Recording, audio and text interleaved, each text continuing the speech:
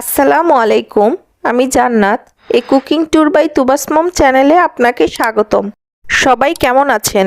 আশা করছি ভালো আছেন। আলহামদুলিল্লাহ আমি অনেক ভালো আছি। আজ আপনাদের সাথে আমি শেয়ার করব কিভাবে গরুর গোশত দিয়ে আলুর ঝোল রান্না করতে হয়। তাহলে চলুন দেরি না করে শুরু করা যাক। প্রথমে চুলায় একটি প্যান বসিয়ে নিব। প্যান কিছুটা গরম হয়ে আসলে দিয়ে দিব সয়াবিন তেল। এরপর অ্যাড করে দিব পেঁয়াজ কুচি। এখানে আমি 2টি পেঁয়াজ কুচি করে নিয়েছি। পেঁয়াজ কিছুক্ষণ ভাজার পর এখানে অ্যাড করে দিব তেজপাতা। তারপর দিয়ে দিব কয়েকটি এলাচ। তারপর দিয়ে দিব কয়েকটি দারচিনি। আরও অ্যাড করে দিব কয়েকটি গোলমরিচ। সব মশলা তেলের সাথে ততক্ষণ পর্যন্ত ভাজবো যতক্ষণ পর্যন্ত না সুন্দর একটি অ্যারোমা বের হচ্ছে। পেঁয়াজ হালকা ব্রাউন হয়ে আসলে এই পর্যায়ে দিয়ে দিব 2 টেবিল স্পুন আদা রসুন বাটা। সাথে দিয়ে দিব 2 টেবিল স্পুন মশলা বাটা।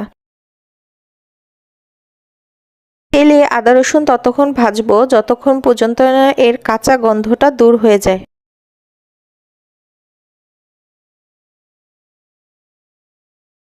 এই পর্যায়ে অ্যাড করে দিব সামান্য পানি।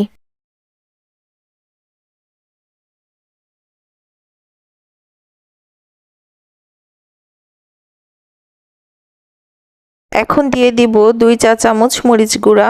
আপনারা প্রয়োজন অনুসারে ঝাল বাড়িয়ে কমিয়ে নিতে পারবেন।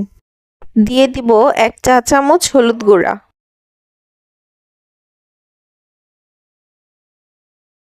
দিয়ে দিব 1 চা চামচ লবণ। মশলা কিছুক্ষণ কষানোর পর যখন তেল উপরে উঠে আসবে এই পর্যায়ে দিয়ে দিব গরুর গোশত। এখানে আমি 1 কেজি গরুর গোশত ব্যবহার করেছি। গোশতের সাথে মশলা ভালোভাবে মিশিয়ে নিব।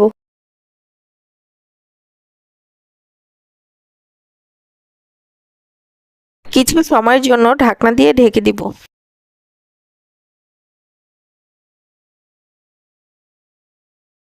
অবশ্যই কিছুক্ষণ পরপর নেড়ে নিতে হবে, তা না হলে নিচে লেগে যাবে।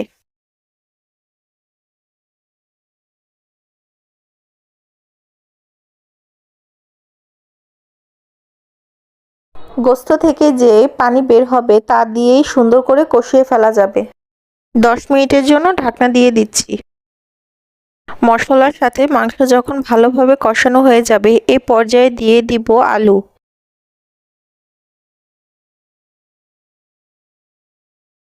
আলু দিয়ে আরও 5 মিনিটের মতন কষিয়ে নেব।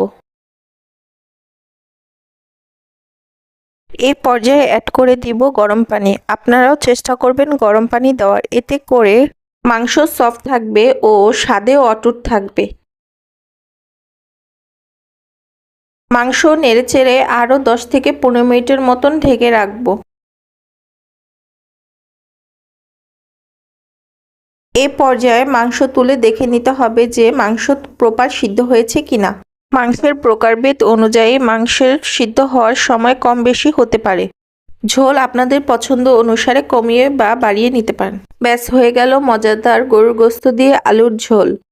আমার রেসিপি যদি আপনাদের ভালো লেগে থাকে অবশ্যই লাইক, শেয়ার ও সাবস্ক্রাইব করে দিবেন এবং ভবিষ্যতে এমন আরও ভিডিও পেতে অবশ্যই বেল আইকনে ক্লিক করে দিবেন।